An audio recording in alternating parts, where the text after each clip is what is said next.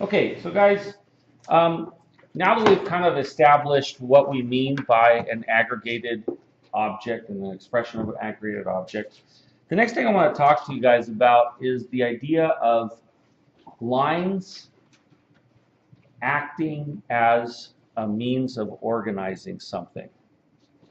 Okay?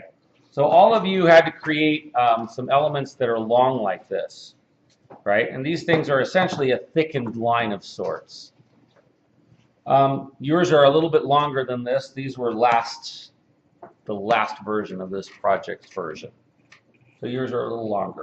So what we want you guys to do is understand that if you use these things to create connections and you use these things to organize the elements that you guys are going to be connecting, right, that they will provide a visual structure for how things look. All right? And what you guys are going to do is you are going to explore 3 different conditions. You are going to explore one condition, which we will call a vertical crossing. Okay? So this is an example of a vertical crossing. It has one horizontal element and a vertical element coming across it. You will be doing a second one.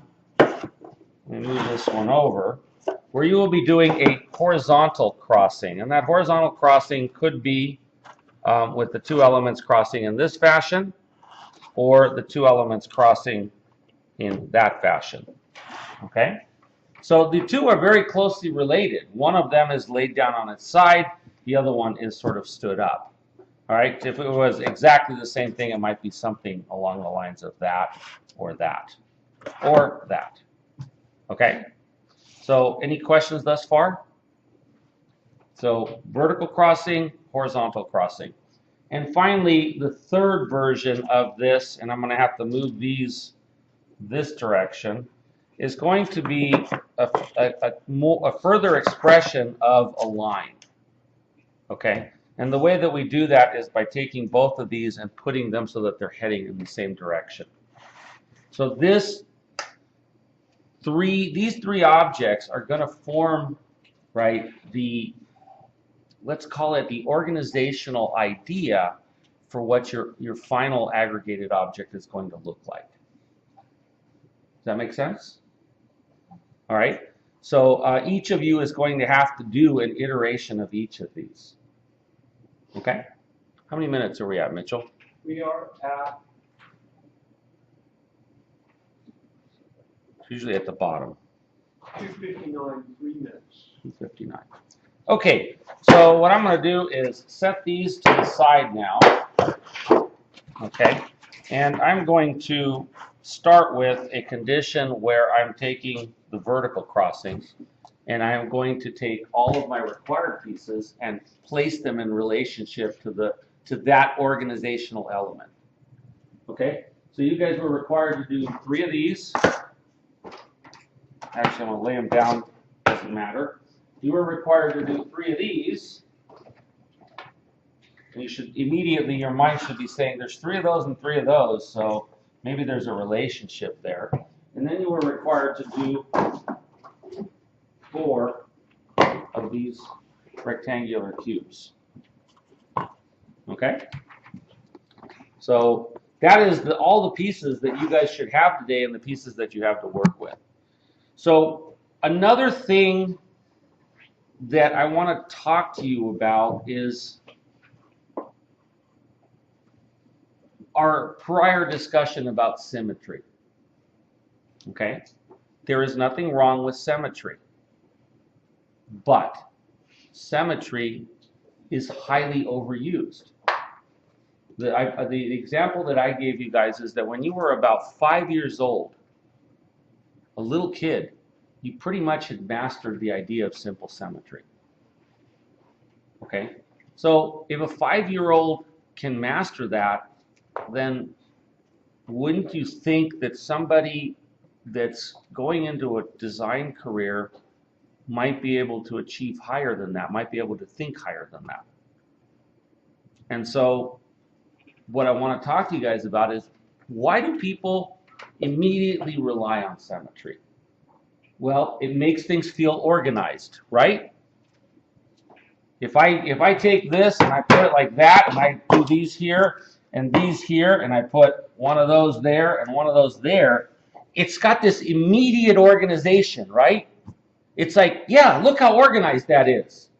It's the same from one side to the other. Is that not sort of what you guys sort of think about when you guys immediately react? Or not react, but you kind of express organization in this fashion? It's easy. I can do it without really almost thinking practically. Okay, so the idea of using lines to organize things is no different than the idea of using symmetry to organize them. Symmetry implies a line of axes and everything being the same from one side to the other. By using lines, right, you're doing the same thing. Now, those lines could be set up symmetrically, right? But they don't have to be. We're looking just for the heck of it to explore the idea of asymmetry and potentially the idea of asymmetrical balance. Okay? And so what you guys are going to be doing with this is you're going to be using this to provide the organization, let's call it. One other thing that we talked to you guys and built that we want to build upon from your subtraction exercise is the idea of repetition. The idea of exact repetition. Okay? For some reason, it seems to be almost universal that students view exact repetition as monotonous. When I think of the Lloyd's of London building, I don't think of it as monotonous, and yet it has a massive amount of exact repetition. Take a look at it. Should we look at it on the screen? But let me kind of finish the thought. Okay. And yes, we can pull it up on the screen. Okay? The idea that something is repetitive is only boring when you put it in a simplistic, colloquial context.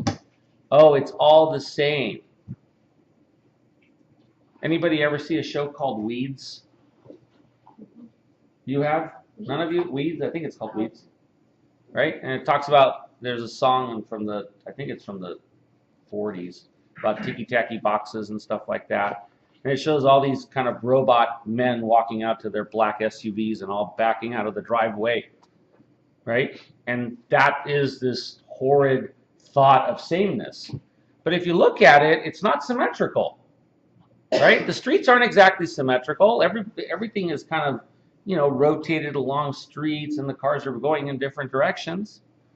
So the idea that repetition is boring is only colloquial. It's only something that you guys have only explored in sort of maybe one direction. Repetition can be very, very interesting. Okay? So what I want to try and cover right now is going to be how do we use the idea of repetition and the use of these bar-like linear elements to create a composition that is very organized and very expressive of an organization. So I think this is probably far enough. So why don't you call up the Lloyd's of London thing? I'll point this at it, particularly the stair towers.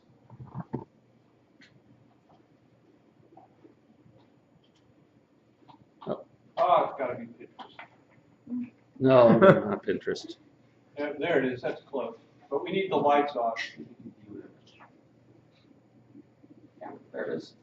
So let's turn the lights off so you guys can see it. Okay, so there it is in the corner over there. I don't know if the camera can see it very well. Let me pull it out. So there it is. Okay, that building, right, has a massive amount of repetition. That building has a lot of asymmetrical conditions.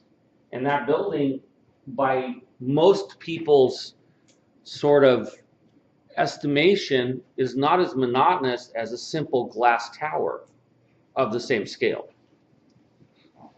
Okay?